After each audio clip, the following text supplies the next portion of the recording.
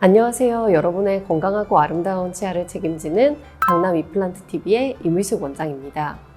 임플란트 수술은 95% 이상의 성공률을 가지고 있는 매우 안정적인 수술입니다. 그러나 아주 간혹 부작용과 합병증 등이 발생하는 경우가 있는데요. 이에 대해서 알고 있으면 예방을 할 수가 있기 때문에 지금부터 알려드리겠습니다.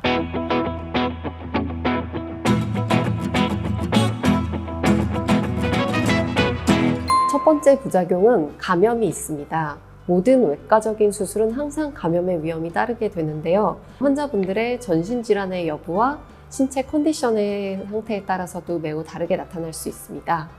수술 후 약간의 종창, 통증, 붓기는 자연스러운 현상입니다. 그러나 열감이 계속 느껴지거나 붓기가 사라지지 않고 점점 심해지거나 수술 후 5일 이상 뒤부터 뒤늦게 나타나는 붓기가 있을 경우에는 반드시 병원에 연락을 주시고 담당 원장님과 상의를 하셔야 합니다. 두 번째 부작용으로는 감각에 이상이 있을 수 있습니다. 아래턱에 있는 부분에 임플란트를 심입하는 경우 하관이라고 하는 신경관이 지나가는 자리를 인접하게 수술하는 경우가 있는데요. 이때 신경관의 잔 가지들과 주 가지에 약간의 손상을 받게 되는 경우 감각 이상이 나타날 수 있습니다. 일반적으로 감각 이상은 6개월 이내에 완화되는 경우가 많습니다만 간혹 영구적으로 손실이 있는 경우도 있습니다.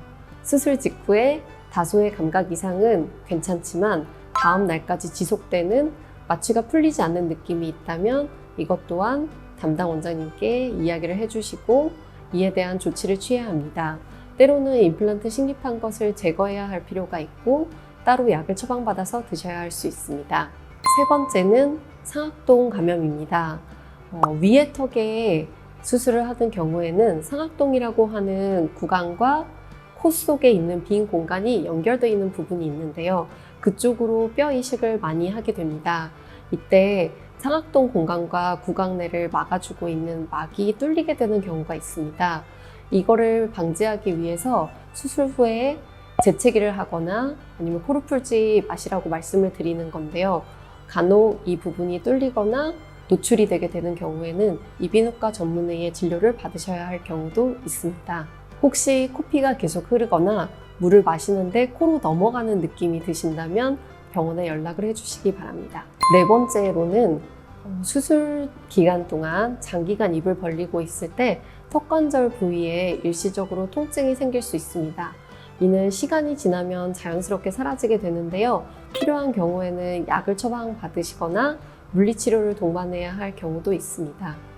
다섯 번째는 염증이 심한 치아를 발치하고 수술을 받으시는 경우에 뼈의 부피가 작아져 있어서 턱뼈 자체가 약해져 있을 수 있습니다. 이때는 뼈가 골절이 되는 사고가 발생할 수도 있는데요. 따라서 딱딱하거나 너무 무리한 음식을 드시지 않도록 주의해 주시기 바랍니다. 여섯 번째로 수술 후에 붓기가 발생하는 것은 자연스러운 일입니다. 수술 후 48시간까지, 날짜로는 3일째까지 점점 더 붓기가 심해질 수 있고요. 그 이후부터 점점 완화되기 시작합니다. 붓기가 빠진 뒤에는 멍이 나타날 수 있는데요. 멍은 처음에는 푸르스름한 빛으로 나타나다가 검붉은 색으로 더 진해지다가 검붉은 색이 노란색으로 다시 변하면서 점점 빠지게 됩니다. 멍이 심하게 나타나는 경우에 놀라실 수도 있는데요. 시간이 지나면 사라지니 너무 크게 걱정하지 않으셔도 괜찮습니다. 일곱 번째로 임플란트 수술의 실패입니다. 수술이 실패할 가능성은 낮긴 하지만 항상 존재합니다. 이는 환자분들의 전신질환 상태, 복용하고 계시는 약물에 따라서 달라질 수 있습니다. 따라서 수술하기 전에 드시는 약물이 있거나 전신질환, 당뇨병, 고혈압 등이 있으신 경우 꼭 알려주시기 바랍니다. 마지막으로 임플란트도 자연치아처럼 주변에 치주염이 생길 수 있습니다. 이를 임플란트 주위염이라고 합니다. 임플란트에 너무 과도한 힘이 닿거나 아니면 관리가 잘 되지 않을 경우에 잇몸 치료를 하듯이 임플란트 주위에도 탐침 검사를 하고 잇몸 치료를 진행하게 되는데요. 이때 1년에 2mm 이상의 속도로 뼈가 소실이 되는 경우 주위염으로 판단하고 있습니다. 이런 경우 임플란트를 제거하고 재수술을 받으셔야 할 수도 있습니다. 따라서 임플란트 식립 후에도 자연 치아처럼 잘 관리해 주시는 것이 중요합니다.